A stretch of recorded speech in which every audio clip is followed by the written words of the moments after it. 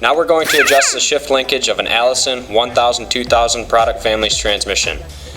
With the linkage correctly adjusted, the shift selector detents will correspond to the detents within the transmission.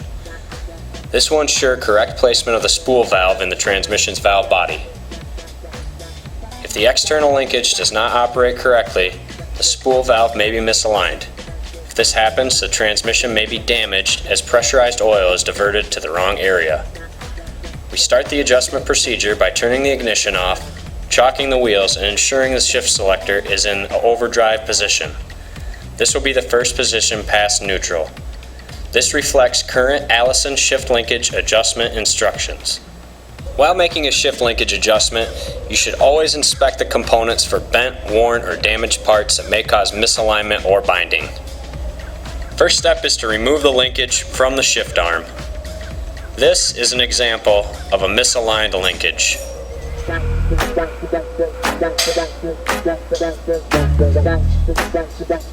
Now we want to verify that the shift arm is in the overdrive position by rotating the arm clockwise past the reverse detent until it stops. Next, you want to rotate the arm counterclockwise 3 detents to the overdrive position. While the shift arm is held in place by the detent, adjust the pivot so that it moves freely without having to pull the arm against the detent.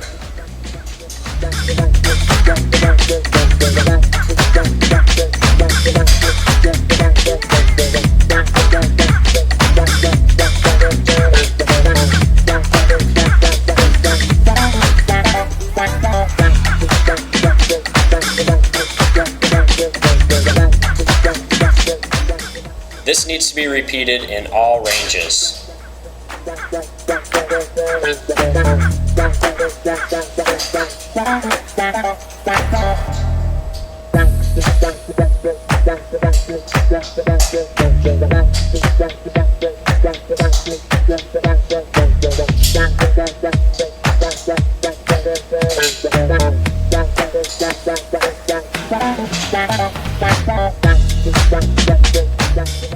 Alright, now that we've tested all ranges and are back to the park position, we can check our repair by removing the wheel chocks, reinstalling all the electrical connections, and test driving the vehicle.